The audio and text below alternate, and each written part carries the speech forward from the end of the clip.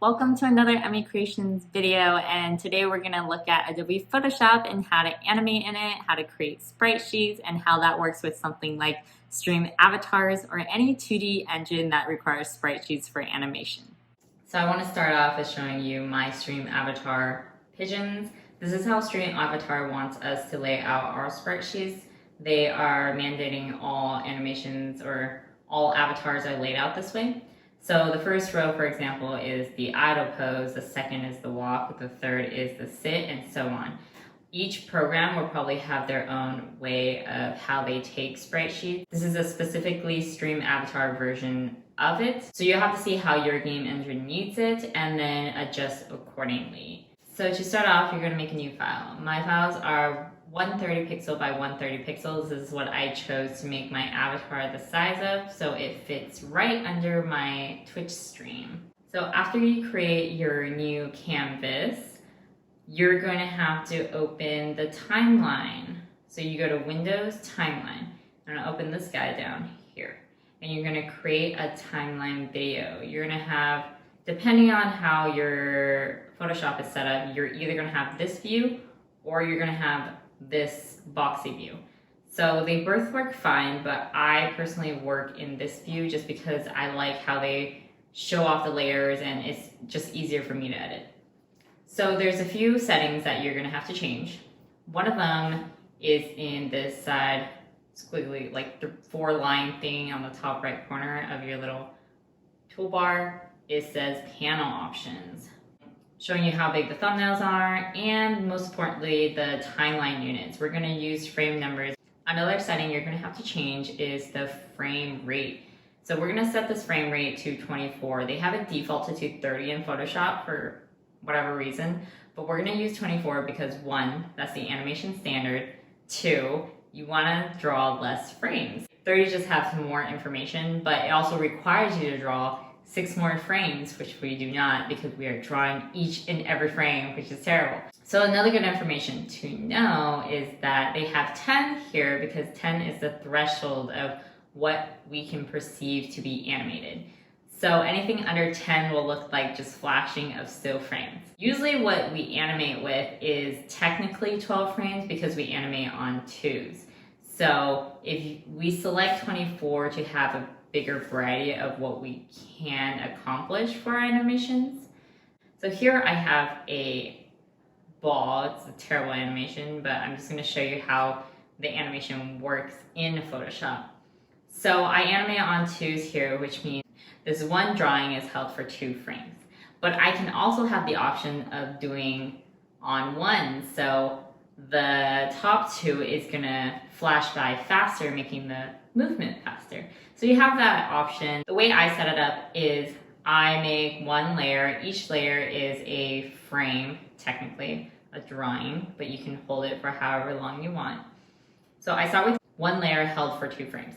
And then I'll copy this layer and paste it. And what you can do in Photoshop, which is awesome, is you can drag this layer down here to be right next to it and it becomes a video group. And then to make the frame smaller, you just literally drag it. Another setting that you're going to use very frequently is the onion skinning. So enable onion skinning looks like this. So this is the frame before it and this is the frame after it. And you can also change onion skin settings to have more frames before, more frames after, depending on what you need for your animation. So that setting is all right here. And one thing about animating in Photoshop is you have to make sure you are looking at the layer you're editing. You also need to be selecting the layer you are editing. So you need to look at it and select it, or else it's not going to work. Example is, if I'm on this frame and I selected this one, I cannot edit it. It will not let me edit it. So I have to be looking at the selected frame before I can edit it. So let's take a look at our sprite sheet. So the way I lay out my sprite sheets is I'm going to see how big each frame is, which is 130 for my birds, and I'm going to see how many frames I need to lay out horizontally. I have 8 frames of walking. my file size is going to be 1040, which is just 130 times 8. And the same for the top and bottom. One cool thing you can also do in Photoshop that makes this whole process easier is that you can set up guides. So you're going to go to View, and you're going to go to New Guide Layout. And New Guide Layout, you can set how many number of columns you have and how many number of rows you have. So as you see, I've already set mine up.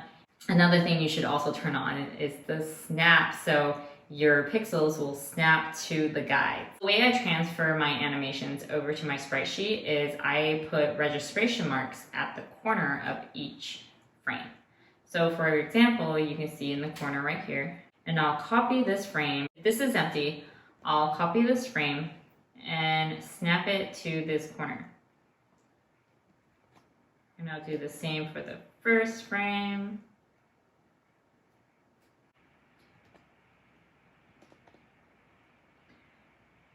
So this is how we lay out the frames properly.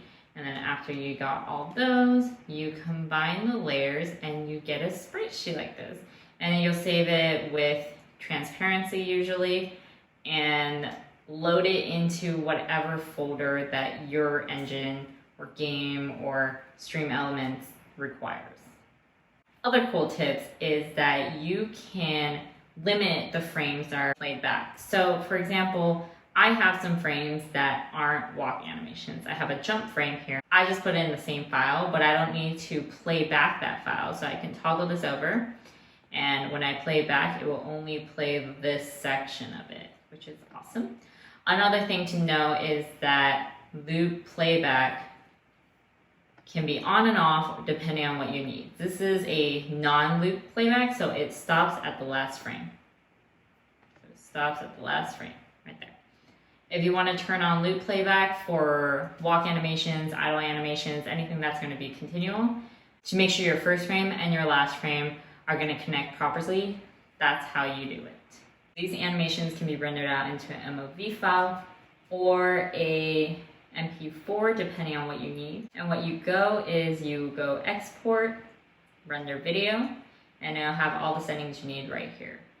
Or you can also render them out into a web-friendly format like GIF or PNG.